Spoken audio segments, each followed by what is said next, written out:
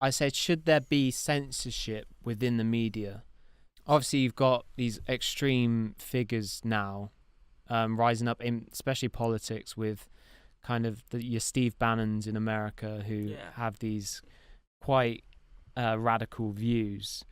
But I don't know, it's a tough one to say because there is a lot of censorship within the media and there are a lot of rules to follow. But I feel like with the rise of the internet, I feel like it's opening more platforms for people to speak their mind Yeah. and for a lot of people to reach it because I listen to this podcast called the Joe Rogan podcast, which is very popular. It's proved very popular. He does these 3 hour long. It can be up to 3 hour long episodes Yeah. where he just talks and he's basically like the most kind of down to earth guy I've heard. Like, and he's got a very central kind of viewpoint, and Yeah. he's open to all these different opinions. And he says on his show that some celebrities don't want to go on there because they're actors or something, and they've got this role, and they don't want to harm their career by speaking the truth, which is kind of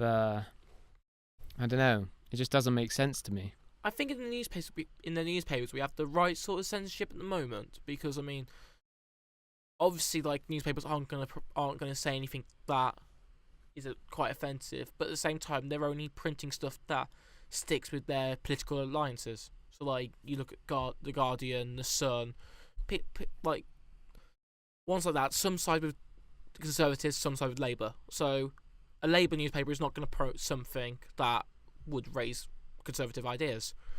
But at the same time, with as you said, with the internet, it's giving people the freedom to go and do this, go and express themselves more, which is brilliant. It's good, but there needs to be some sort of censorship there, which there sort of is because people, if they don't agree with it, will request to block someone on Facebook.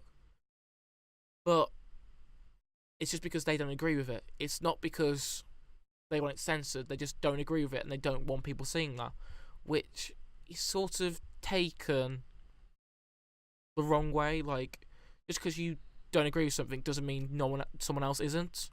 You don't agree with it, you just move on. You don't have to report it. You don't have to say anything if you don't agree with it.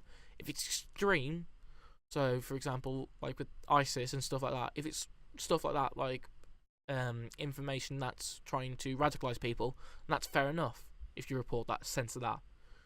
But if it's just someone saying their opinion, for example, like if someone was to say they didn't really like gay people, like you may or may not agree with that, but at the end of the day, it's someone's opinion. If someone said that to you in the street, are you really going to go up to them and go, I don't agree with that? But it's just because it's over the internet, people build the courage to go, actually, I don't agree with that. Yeah, I agree.